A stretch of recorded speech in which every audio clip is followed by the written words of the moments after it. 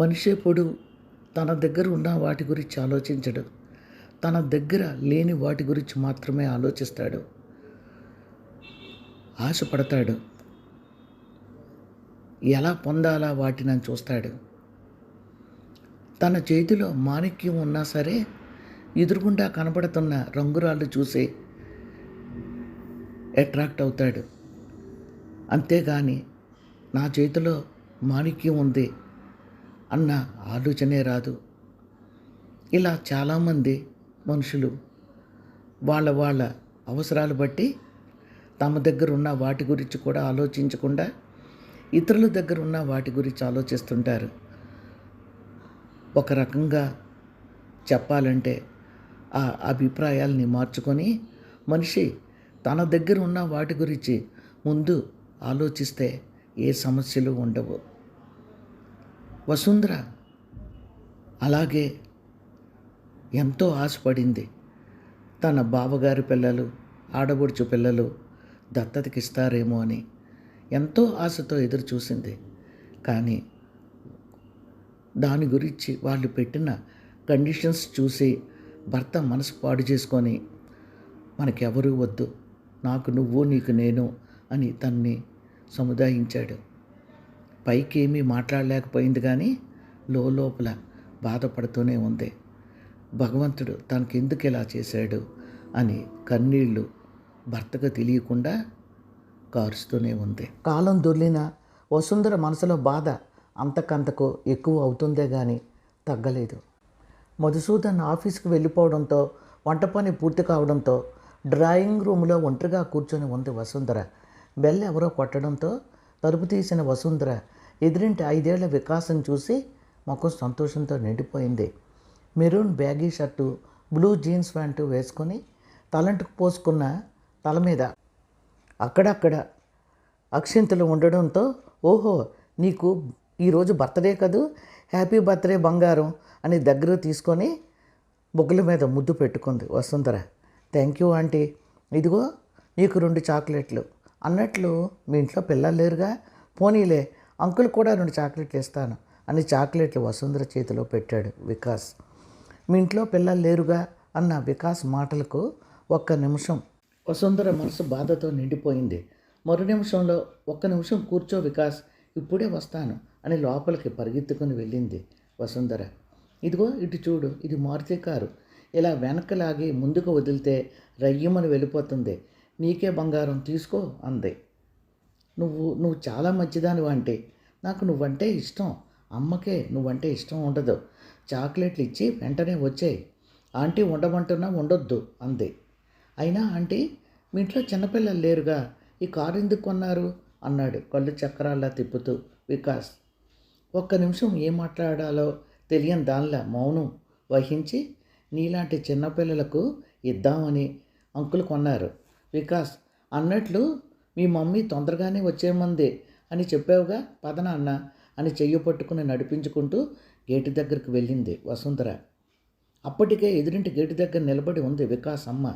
వసుంధరను చూసి తప్పదన్నట్లు నవ్వి, ఏరా ఇంతసేపు, రా తొందరగా, డాడీ నీ కోసం చూస్తున్నారు అంది కోపంగా. బాధగా లోపలికి వచ్చి మంచం మీద వాలిపోయింది వసుంధర. ఎందుకో తెలియదు, ఎదురింటి వికాస్ తల్లి తనని చూస్తే మాట్లాడడానికి ఇష్టపడదు. వికాస్ వీధిలో ఆడుకుంటున్నప్పుడు తను వాడిని పిలిచి సరదాగా మాట్లాడితే రుసరుసలాడుతూ వికాస్ని ఇంట్లోకి తీసుకువెళ్ళిపోతుంది. వికాస్ తల్లి అలా ప్రవర్తించడానికి కారణం ఇంకేముంటుంది, గొడ్రాలి నీడ తన కొడుకు మీద పడకూడదని అయి ఉంటుంది. అవును, అందుకే వికాస్ తల్లి తనని చూస్తే కోపం తెచ్చుకుంటుంది. ఇది తన లోపమా? ఇరుగు పొరుగు సంఘం గొడ్రాలు అని ముద్ర వేసినప్పుడు మానసికంగా దెబ్బతింది. ఆలోచనలు భరించలేని దానిలా ఏమైనా బుక్స్ చదువుదామని అలమారా తెరిచింది వసుంధర. ఎదురుగుండా పెళ్లినాటి ఆల్బమ్ కనిపించడంతో అవి తీసుకొని వచ్చి కుర్చీలో కూర్చొని తిరగవేసిందో లేదో 2 ఉత్తరాలు కనిపించాయి. చదివిన పాత ఉత్తరాలని తెలిసిన తీసి చదివింది. మధుసూదన్కి, మీ అక్క దీవించి వ్రాయినది, మీకు ఇక పిల్లలు పుట్టరని తెలిసింది తమ్ముడు, ఎన్నాళ్ళు పిల్ల జల్లా లేకుండా బ్రతకగలరు, అందుకు కన్న ప్రేమను చంపుకొని మా రెండో వాడిని నీకు దత్తత ఇవ్వాలని మీ బావగారు నేను నిర్ణయానికి వచ్చాము. కానీ ఒక షరతు, కన్న తల్లిదండ్రులుగా మా అబ్బాయి ఫ్యూచర్ మేము ఆలోచించాలి కదా. మీకున్న ఆస్తిపాస్తులు ముందే మా అబ్బాయి పేరును వ్రాయాలి. అంతేకాదు, నీ రిటైర్మెంట్ అయినాక వచ్చే డబ్బు నీ తదనంతరం వాడికి చెందేటట్లు ముందే వ్రాయాలి. ఇదిగో తమ్ముడు, అక్క ఇలా వ్రాసింది ఏమిటా అని నీకు బాధ కలగవచ్చు. కన్న సంతతి మీద తల్లిదండ్రులకు ఎంత ప్రేమ అనురాగాలు ఉంటాయో ఏ అనుబంధం లేని మీలాంటి పిల్లలు లేని తల్లిదండ్రులకు తెలియదు తమ్ముడు. మరి మమ్మల్ని ఎప్పుడు బయలుదేరి రమ్మంటావు? వెంటనే ఉత్తరం రాయి, మరదలను అడిగానని చెప్పు. ఇట్లు నీ అక్క పార్వతి. ఉత్తరం చదువుతున్న వసుంధర కళ్ళల్లో నీళ్లు నిండుకున్నాయి. అప్రయత్నంగా రెండో ఉత్తరం విప్పబోయింది. మధుసూదన్ అన్నయ్య వ్రాసిన ఉత్తరం. ఆ ఉత్తరం పార్వతీ ఉత్తరంకి కాపీలాగే ఇంచుమించు ఉంటుంది. పిల్లలు పుట్టనంత మాత్రాన మమతానురాగాలు అనుబంధాలు మాలాంటి తల్లిదండ్రులకు తెలియదా? అయినా పిల్లలను పెంచుకోవాలంటే ఇన్ని షరతులా? ఆలోచనలో ఉండగానే వీధిలో కాలింగ్ బెల్ మ్రోగింది. తలుపు తీసిన వసుంధర మధుసూదన్ ముఖం సంతోషంతో నిండి ఉండడంతో, ఏమిటండి విశేషం? అయినా టైం కాకుండా ఆఫీస్ నుండి తొందరగా వచ్చేసారేమిటి అంది. ఇన్నాళ్ళు ఒక్కదానివి ఇంట్లో బోరు కొడుతూ కాలక్షేపం చేస్తున్నావు కదోయ్, ఇక నీకు కావలసినంత కాలక్షేపం మా అన్నయ్య ఆఖరి కూతురు వినీల మన ఇంట్లో ఉండడానికి వస్తుంది అన్నాడు. వినీల వస్తుందా? అదంటే నాకు ప్రాణం. పువ్వుల్లో పెట్టి చూసుకుంటాను అని బావగారిని అడిగితే ఆయన పెట్టిన షరతులకు మీరు ఒప్పుకోలేదు. సెలవులకైనా మన ఇంటికి పంపమంటే పంపని వాళ్ళు మన ఇంట్లో ఉండడానికి వస్తుందా? నిజం చెప్పండి అంది ఆతృతగా వసుంధర.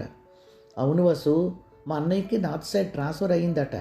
వినీల మన ఇంట్లో ఉండి చదువుతాను అందట. అంతేకాదు, వినీలకి మీ అమ్మాయి అనుకోండి. మేము చూడ్డానికి వచ్చినప్పుడు ఒకసారి చూపిస్తే చాలు. నేను పొరపాటుగా ప్రవర్తించాను అన్నాడు.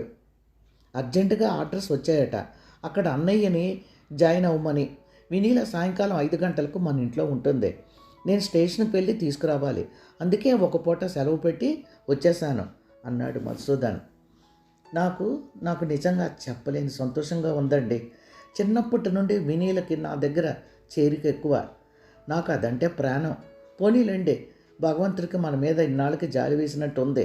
ఆనందంతో కళ్ళల్లో నీళ్లు నిండుకున్నాయి వసుంధరకి. సీతమ్మ, మా అమ్మాయి సాయంకాలం ట్రైన్కి వస్తుంది. రేపటి నుండి నాకు బోలెడు పని ఉంటుంది. రోజులా కాకుండా పెందలాడే గిన్నెలు కడగడానికి రావాలి, తెలిసిందా అంది వసుంధర. అమ్మ, తమరేమీ అనుకోనంటే చిన్న మాట. మొగుడు లేని దాన్ని, 4 పిల్లలు, రెక్కాడితే కానీ డొక్కాడదు. ఎన్నో ఏళ్ల బట్టి ఇంట్లో పని చేస్తున్నాను. మా పెద్ద పిల్ల లక్ష్మి ఖాళీగా ఉంది. అది పనిచేసే అమ్మగారు ట్రాన్స్ఫర్ అయిపోయి వెళ్ళిపోయారు. మీరు ఇంత ముద్ద పడేస్తే మీ చేతి కింద పని చేసుకుంటూ ఉంటుంది. నేను 5 ఏళ్ల పని చేయాలమ్మా అంది బ్రతిమలాడుతున్న ధోరణిలో సీతమ్మ. నాకు మరీ మంచిది సీతమ్మ, నువ్వు చెప్పినట్లుగానే మా ఇంట్లోనే ఉంచుకుంటాను. అన్నట్లు జీతం ఎంత ఇవ్వమంటావు అంది వసుంధర. అమ్మ, తమరు ఏమీ అనుకోనంటే చిన్న మాట. దానికి చదువుకోవాలని ఆశమ్మ. రిబ్బన్లు కొనుక్కోమని డబ్బులు ఇస్తే 5వ తరగతి పుస్తకం కొనుక్కుంటుంది. లక్ష్మీ నాన్న చనిపోయి చదువు ఆగిపోయింది. తమరు ఖాళీగా ఉన్నప్పుడు 4 మొక్కలు చెబితే చాలు, ఇక జీతం ఎందుకమ్మా అంది. నీకిచ్చే జీతం దానికి ఇస్తాను సీతమ్మ. ఇక చదువు అంటావా? ఖాళీగా ఉన్నప్పుడల్లా చెబుతాను. మా అమ్మాయి వచ్చే టైం అయ్యింది, నేను టిఫిన్ చేయాలి. రేపటి నుంచి లక్ష్మిని మా ఇంట్లో ఉండడానికి పంపు. చక్కగా ఉంటుంది ఇక్కడ, చదువు చెప్తుంటాలే అంటూ హడావుడిగా వంటగదిలోకి దారి తీసింది వసుంధర. వీధి తలుపు బార్లా తెరిచి కూర్చుంది వసుంధర. ఆటో ఆగ్గానే ఆటోలోంచి వినీలా దిగి పరుగున వచ్చి వసుంధరను కౌగిలించుకొని, పిన్ని బాగున్నావా అందే. వినీల, నువ్వెలా ఉన్నావమ్మా? ఒక్కేడాదిలో ఎంత పొడవైపోయావు. అమ్మ, నాన్నగారు అందరూ బాగున్నారా అందే. నాన్నగారు ఈరోజు నన్ను ట్రైన్కి వచ్చి ఎక్కించారు పిన్ని. రేపు వాళ్ళందరూ వెళ్ళిపోతున్నారు. నిజం చెప్పాలంటే 5వ తరగతిలో నేను నీతో ఇక్కడికి వచ్చేస్తానని అలరి పెట్టాను, గుర్తుందా పిన్ని? వాళ్ళు పంపలేదు. ఇన్నాళ్ళకి నా కోరిక తీరింది పిన్ని, ఇక నేను ఇక్కడే ఉండిపోతాను అందే. వినీల, చాలా సంతోషం అమ్మా. పద, ఎప్పుడు తిన్నావో ఏమిటో, నీకు ఇష్టమైన పాయసం చేశాను, జీడిపప్పు వేసి పకోడీలు చేశాను అందే. భార్య సంతోషాన్ని కన్నార్పకుండా చూడసాగాడు మధుసూదన్. అన్నట్లు పిన్ని, చిన్నాన్నకి ఇష్టమని అమ్మ అరిసెలు మినపసున్నలు చేసింది, ఆ బ్యాగ్లో ఉన్నాయి అని పెట్టు పట్టుకొని బెడ్రూమ్లోకి నడిచింది. అన్నట్లు పిన్ని, నేను ఏ రూమ్లో పడుకోవాలి? ఇల్లు చాలా బాగుంది అంది. 2 బెడ్రూమ్లు ఉన్నాయమ్మా, స్టడీ రూమ్ ఉంది, నీకెక్కడ కావాలంటే అక్కడే అంది సంతోషంగా వసుంధర. వినీల ఇంటర్లో జాయిన్ అయింది.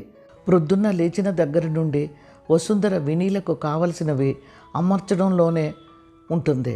నిజం చెప్పాలంటే మధుసూదన్ కావలసినవన్నీ అమర్చే పని వసుంధర ఇంచుమించు మర్చిపోయింది. ఏమండి, కొంచెం కాఫీ ఆ టేబుల్ మీద ఉంది, తాగండి. లక్ష్మిని అడిగి టిఫిన్ పెట్టించుకోండి అన్నట్లు లక్ష్మి అయ్యగారికి బూట్ పాలిష్ చేయి. చూడండి, వినీల 2 ఇడ్లీలే తింది, మీరు చెప్పండి ఇంకొక ఇడ్లీ తినమని. ప్రాక్టికల్స్ ఉన్నాయట, త్వరగా వెళ్ళాలంటుంది, కొంచెం స్కూటర్ మీద డ్రాప్ చేయండి అన్నట్లు సాయంకాలం వస్తున్నప్పుడు బత్తాయిలు తీసుకురావడం మర్చిపోకండి.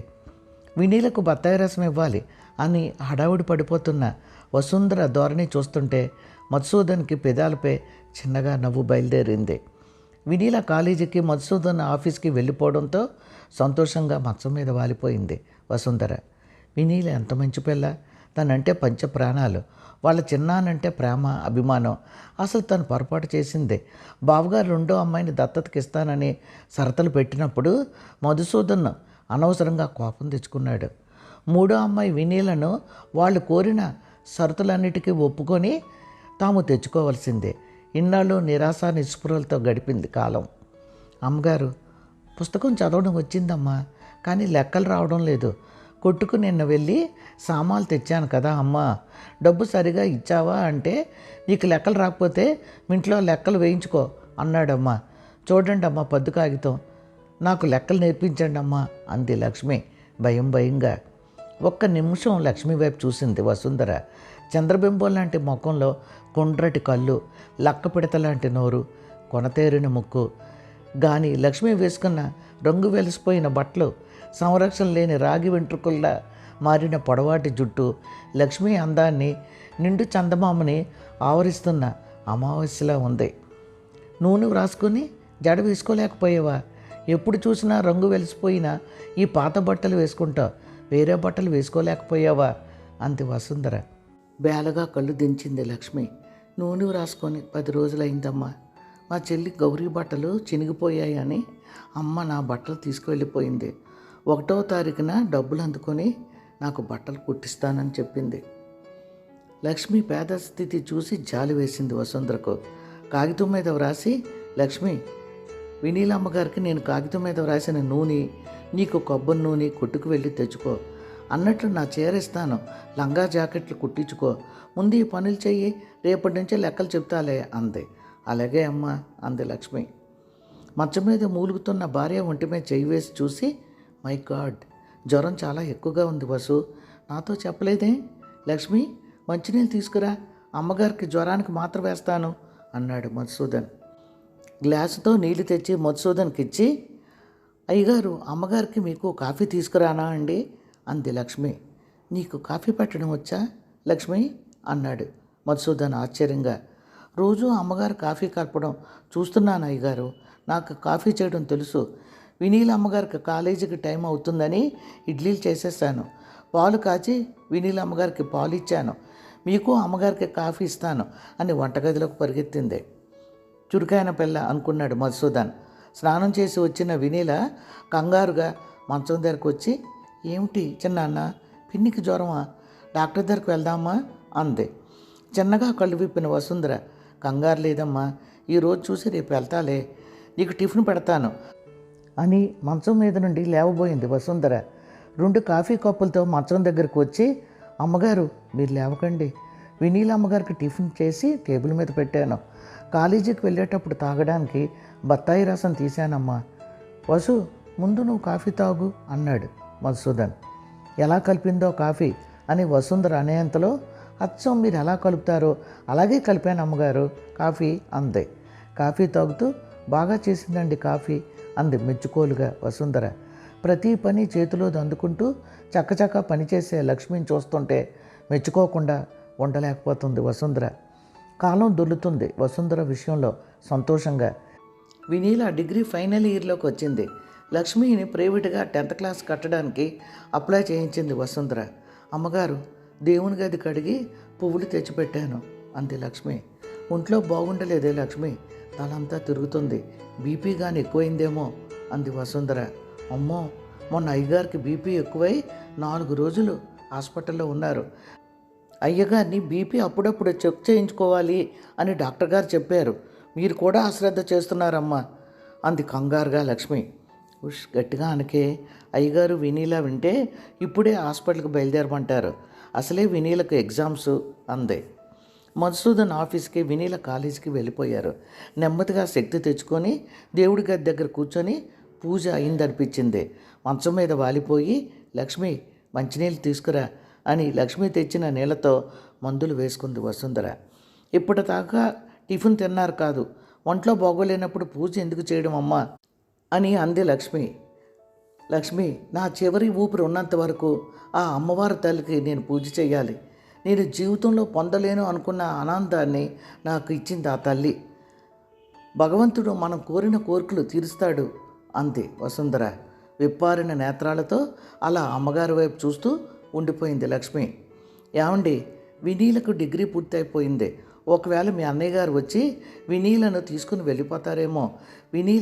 వినీల మన కూతురే కదండి, చెప్పండి అంది మధుసూదన్ చేయి పట్టుకొని ఆవేదనగా వసుంధర. పిచ్చి వసు, అన్నయ్య మనకు పిల్లలు లేరన్న బాధతోనే వినీలను మన దగ్గర వదిలాడు. సెలవులు వచ్చినా కూడా వాళ్ళు వచ్చి చూసి వెళ్తున్నారు. మొదట్లో ఏదో రెండో దాన్ని ఇవ్వడానికి షరతులు పెట్టాడు, కానీ తరువాత తన తప్పు తాను తెలుసుకొని వినీలను మన దగ్గర ఉంచాడు. అయితే వినీల మన కూతురే కదండి అంది సంతోషంగా. సరేలే, నీ కూతురే అని మధుసూదన్ నవ్వుతూ అన్నట్లు, పాపం లక్ష్మికి పనితోనే సరిపోతుంది. 10th పరీక్షలకు పంపుతున్నావు, అన్ని సబ్జెక్టులు చెబుతున్నావా లేదా అన్నాడు. సరేలేండి, లక్ష్మి గురించి మీరు నాకు చెప్పాలా? అసలు దాని తెలివితేటలు ఎవరికున్నాయండి? తెలివైన పిల్ల. ఈరోజు పరీక్ష పెడితే వ్రాయడానికి సిద్ధంగా ఉంది అంది నవ్వుతూ వసుంధర. వినీల పరీక్షలు అయిన వెంటనే వినీల తల్లిదండ్రులు రావడం చూసి ఒక ప్రక్క సంతోషంగా ఉన్నా మరో ప్రక్క వసుంధర గుండె దడదడలాడసాగింది. మధు, వినీలకు పెళ్ళిడు వచ్చింది.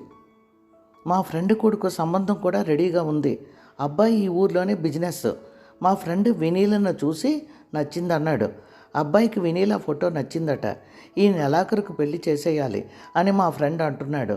అన్నట్లు వినీల గురించి మరదలు బెంగ పెట్టుకుంటుందని, ముఖ్యంగా ఈ ఊరిలోనే అబ్బాయి ఉండడానికి ఈ సంబంధం ఒప్పుకున్నాను.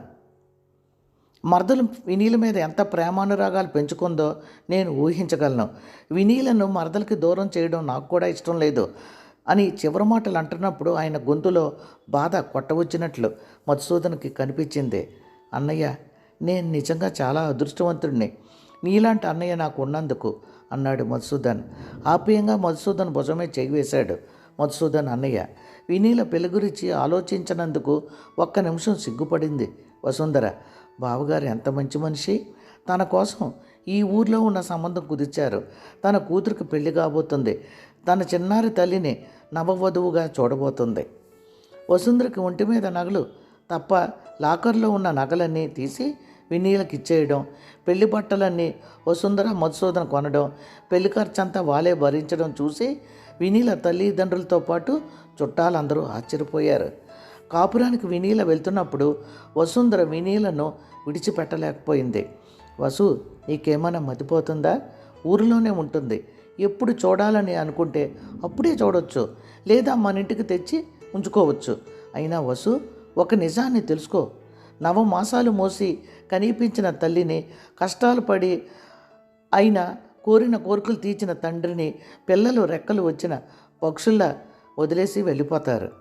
చివరికి ఆ తల్లిదండ్రులు ఒంటరిగానే మిగిలిపోతారు అని మధుసూదన్ అనగానే, ఏమో నాకు వాళ్ళ గురించి తెలియదండి. నేను మాత్రం వినీలను చూడకుండా ఉండలేనేమో అంది బాధగా వసుంధర. నేను మాత్రం నిన్ను చూడకుండా ఉండగలనా? నన్ను చూడాలని ఉంటే ఫోన్ చేయి, వచ్చేస్తాను అని వసుంధరను పెనవేసుకుపోయింది వినీల. వసుంధర వినీల మధ్య ఆత్మీయతను చూసి అలా చూస్తూ ఉండిపోయాడు నవీన్ కళ్ళల్లో కన్నీటి తెర చోటు చేసుకొని, ఆంటీ, రోజు ఒకసారి వినీలను తీసుకువచ్చి మీకు చూపెడతాను అన్నాడు ఆప్యాయంగా నవీన్. బాబు నవీన్, నేను చాలా అదృష్టవంతురాల్ని అంది వసుంధర. మసూదన్కి సడన్గా బీపీ పెరిగి ఆఫీసులో స్పృహ కోల్పోవడంతో హాస్పిటల్లో జాయిన్ చేసి ఇంటికి ఫోన్ చేశారు ఆఫీస్ వాళ్ళు. అదురుతున్న గుండెతో దుఃఖాన్ని ఆపుకుంటూ హాస్పిటల్కి వెళ్ళింది వసుంధర. బీపీ బాగా ఎక్కువై స్పృహ కోల్పోవడంతో సైడ్ ఎఫెక్ట్స్ రాకుండా బీపీ తగ్గే వరకు హాస్పిటల్లో ఉండాలని డాక్టర్ గారు చెప్పడంతో భయంతో వినీలకు ఫోన్ చేసి పరిస్థితి అంతా చెప్పింది వసుంధర. సాయంకాలం అవుతున్న వినీల రాకపోవడంతో వచ్చేస్తున్నాను పిన్ని అని ఫోన్లో చెప్పిన వినీల ఇంకా రాలేదేమిటి అని గుమ్మ వైపు చూడసాగింది వసుంధర. క్యారేజీ పట్టుకొని తలకి స్నానం చేసిన జారు జడకి రబ్బర్ బ్యాండ్ వేసి వినీల పాత పంజాబీ డ్రెస్ వేసుకొని నుదుట ఎర్రని బొట్టుతో లక్ష్మి వసుంధర దగ్గరికి వచ్చి, అమ్మ అయ్యగారికి ఎలా ఉందమ్మా అని అడుగుతున్న లక్ష్మి కళ్ళల్లో నీరు నిండుకుంది. అయ్యగారికి అలాగే ఉంది, నేను భోజనం చేయలేను, ఇందుకే క్యారియర్ తెచ్చావు, నా ఒక్కదాని కోసం వంట చేసావా అంది కొంచెం చిరాగ్గానే వసుంధర. వంట ఎప్పుడో చేశానమ్మా, ఇవాళ శుక్రవారం కదమ్మా, మీరు ఇక్కడ ఉన్నారు, దేవుడి గది గడిగి దేవుడి సామాన్లన్నీ తోమి తలకు నీళ్లు పోసుకొని పూజ చేసి వచ్చేటప్పటికి ఆలస్యం అయిందమ్మగారు అంది లక్ష్మి. వసుంధర ఒక్క నిమిషం లక్ష్మి వైపు చూసి, పూజ నువ్వు చేసావా అంది. భయంగా ఒక్క నిమిషం వసుంధర వైపు చూసి, క్షమించండి అమ్మగారు, శుక్రవారం రోజున మీకు ఒంట్లో ఎంత బాగుండకపోయినా ఆ అమ్మవారి తల్లికి పూజ చేస్తారు, మనం కోరిన కోరికలు దేవుడు తీరుస్తాడు అని మీరు ఆ రోజు చెప్పారు కదమ్మగారు, అందుకని అయ్యగారు ఆరోగ్యం బాగుపడాలని, జబ్బు తగ్గిపోయి చల్లగా ఇంటికి రావాలని దండం పెట్టుకున్నానమ్మా ఆ అమ్మవారి తల్లికి అంది భయంగా లక్ష్మి. లక్ష్మి అని నీళ్లు నిండుతున్న కళ్ళతో లక్ష్మిని దగ్గరకు తీసుకుంది వసుంధర. పిన్ని, చిన్నానికి ఎలా ఉంది అంది కళ్ళల్లో నీళ్లతో వసుంధర చెయ్యి పట్టుకొని వినీల. నేను ఇంటికి రాగానే వినీల చెప్పింది, చాలా కంగారు పడిపోయాను, ఎలాగుందండి మామయ్య గారికి అన్నాడు నవీన్. బాగానే ఉంది బాబు, ఇంతకు మునుపు కొద్దిగా కళ్ళు తెరిచి చూశారు, డాక్టర్ గారు ప్రమాదం లేదు కానీ బీపీ చాలా ఎక్కువగా ఉంది, ప్రొద్దున్న 10 గంటల నుండి మీకోసం ఎదురు చూస్తున్నాను, ఎంత కంగారు పడకూడదన్న నా మనసు. అప్పటికే వసుంధర కళ్ళల్లో నీళ్లు నిండుకొని మాట పూర్తిగా మాట్లాడలేకపోయింది. ఏమిటి 10 గంటలకి మామయ్య గారిని హాస్పిటల్లో జాయిన్ చేశారా అని నవీన్ ఆశ్చర్యంగా అంటుండగానే, చెప్పాను కదండి, నేను బయలుదేరిపోతున్నాను, మీ అంకుల్ ఆంటీ వచ్చారు అంది వినీల. వస్తే వచ్చారు, ఇలా మీ చిన్నాన్నగారికి ఒంట్లో బాగోలేనప్పుడు వస్తే మర్యాదలు చెయ్యాలా, అయినా నువ్వెందుకు నాకు ఫోన్ చేసి చెప్పలేదు, నేనైనా వచ్చేసేవాడిని అని కోపంగా అన్నాడు. అబ్బబ్బా ఉండండి అని, చిన్నాన్న నేను వినీల వచ్చాను, ఒక్కసారి చూడు చిన్నాన్న అంది. వసుంధర కళ్ళల్లో నీళ్ళు నిండుకున్నాయి. చూడు వినీల, మీ పిన్నిగారు బాగా బెంగ పెట్టుకున్నారు, నువ్వు తోడుగా ఉంటే మీ పిన్నిగారికి ధైర్యంగా ఉంటుంది, నీ బట్టలు ఏవి కావాలో చెప్పు, నేను తీసుకొచ్చి ఇస్తాను అన్నాడు. అది కాదండి, మీ ఆంటీ అంకుల్ ఇంట్లో ఉన్నారు కదా అని వినీల మాట పూర్తి కాకుండానే, ఉంటే ఉన్నారులే, వాళ్ళకు తోయక నెలకి 2-3 సార్లు వస్తుంటారు, వాళ్ళు వండుకు తింటారు, మరేం పర్వాలేదు అని నవీన్ అనగానే, వద్దులే నవీన్, హాస్పిటల్లో ఏముంటుంది వినీల, ఇంటికి వెళ్ళిపో అమ్మా అంది వసుంధర. రేపు ప్రొద్దున్నే వచ్చేస్తాను పిన్ని అంది వినీల. ప్రొద్దున్నే హాస్పిటల్కి పాలు కాఫీ ఏం పంపాలో అడగండి, ప్రొద్దున్నే నువ్వు రెడీ చేస్తే నేను హాస్పిటల్కి వచ్చి ఇచ్చేస్తాను అన్నాడు నవీన్. అయ్యో, నాకన్నా లక్ష్మి కాఫీ బాగా కలుపుతుందండి, మా లక్ష్మి చేసిన కాఫీ ఇంట్లో అందరికీ ఇష్టం, ఏ పిన్ని నేను చెప్పింది నిజమే కదా అంది వినీల. ఎందుకమ్మా వినీల, లక్ష్మికి అన్ని పనులు వచ్చు, భోజనం నాకు తీసుకురావద్దని చెప్పిన క్యారియర్ తెచ్చింది, చిన్నానికి స్పృహ వస్తే నేను చూడాలని ఆరాటపడతారు, నువ్వు వస్తే చాలమ్మా అంది వసుంధర. అలాగే పిన్ని, వస్తాను అంది వినీల. వినీల వినీల వినీల చిన్నారి తల్లి ఎక్కడున్నావమ్మా అని కళ్ళు తెరవకుండానే నెమ్మదిగా పలవరిస్తున్న మధుసూదన్ను చూసి, ఏమండి మన వినీల వచ్చి వెళ్ళిందండి, మీకోసం కళ్ళ వెంట నీళ్లు తెచ్చుకుంది పాపం, నేను వెళ్ళి తీసుకురమ్మంటారా అంది. నెమ్మదిగా కళ్ళు తెరిచాడు మధుసూదన్. మన వినీల వచ్చి వెళ్ళిందా అని కళ్ళు తెరిచి వసుంధర వైపు చూసి నెమ్మదిగా తిరిగి కళ్ళు మూసుకున్నాడు. వసుంధర ఒక్క నిమిషం భర్త ప్రవర్తనకు ఆశ్చర్యపోయింది. ఇన్నాళ్ళు తన ఒక్కతే పిల్లలు లేనందుకు బాధపడుతుంది అని అనుకుంది, కానీ తన భర్త వినీల పట్ల ఎంతో అనుబంధాన్ని పెంచుకున్నాడు. క్యారియర్ పట్టుకుని లక్ష్మి రావడం చూసి, లక్ష్మి, అయ్యగారికి స్పృహ వచ్చింది, వినీలమ్మని అడుగుతున్నారు, నేను వినీలమ్మ గారి ఇంటికి వెళ్ళి వస్తాను, ఒక్క అరగంటలో అయ్యగారి దగ్గర కూర్చొని నువ్వు ఉండు అని అంది. అలాగే అమ్మగారు అంది. ఆటోను పిలిచి ఎక్కి వినీల ఇంటికి వెళ్ళింది. తలుపు గడియ పెట్టి ఉంది. కాలింగ్ బెల్ కోసం చూసి కనిపించగానే చెయ్యి పెట్టేంతలో నవీన మాటలు కోపంగా వినబడ్డాయి. వినీల, చాచా, నిన్నేమనాలో కూడా నాకు తెలియడం లేదు. మీ చిన్నాన్న పిన్ని ప్రాణపదంగా నిన్ను పెంచారని చెప్పావు. ఆవిడకి నిన్ను చూస్తే చాలు కళ్ళల్లో కోటి కాంతులు వెలుగుతాయి.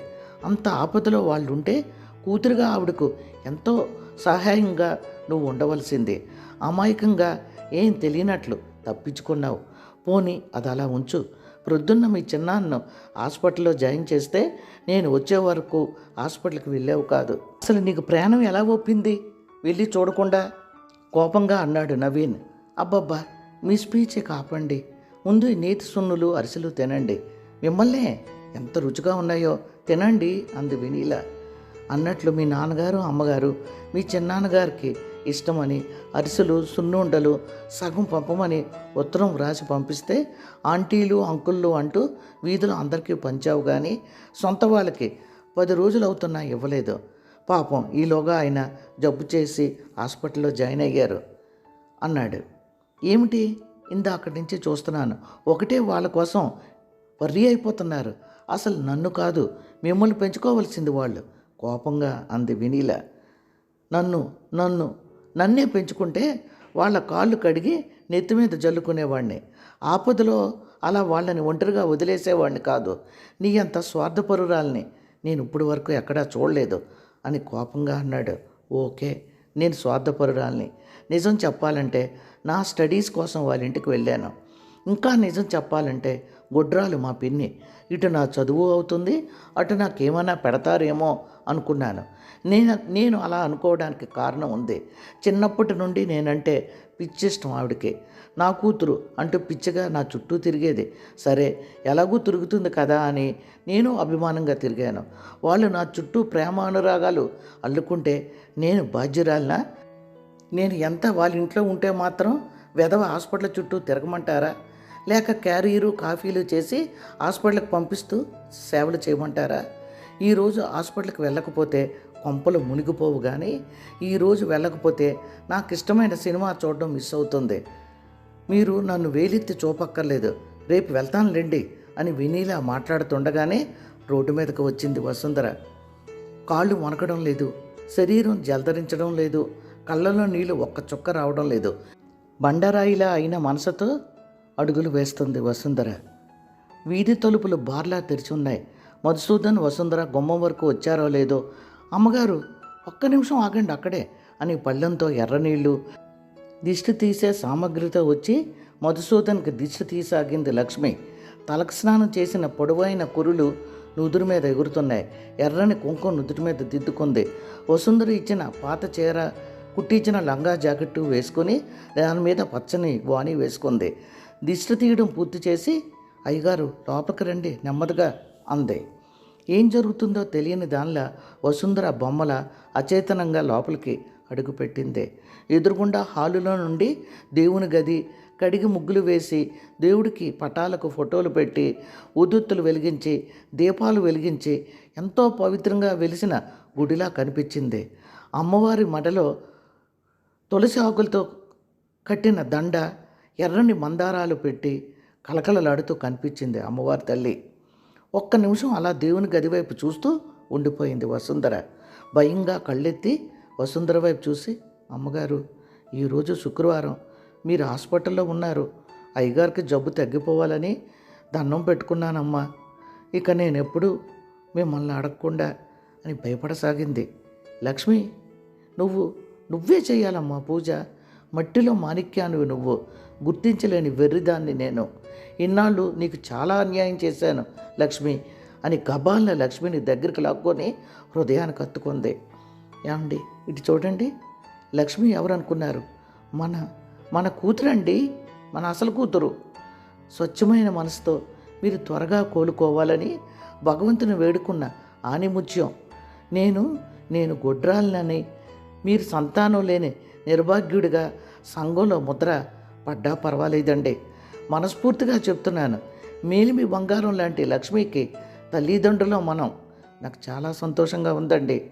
మన అసలు కూతురు లక్ష్మి అంతవరకు ఒక్క బొట్టు నీళ్లు రాని వసుంధర కళ్ళల్లో కట్టలు తెంచుకున్న నదిల కళ్ళ నుండి కన్నీళ్లు రాసాగాయి. కళ్ళల్లో నిండుతున్న నీళ్లు చెంపల మీద జారుతున్న తుడుచుకోవడం మర్చిపోయి ఆప్యాయంగా లక్ష్మిని దగ్గర తీసుకొని తల మీద చెయ్యి వేశాడు మధుసూదన్.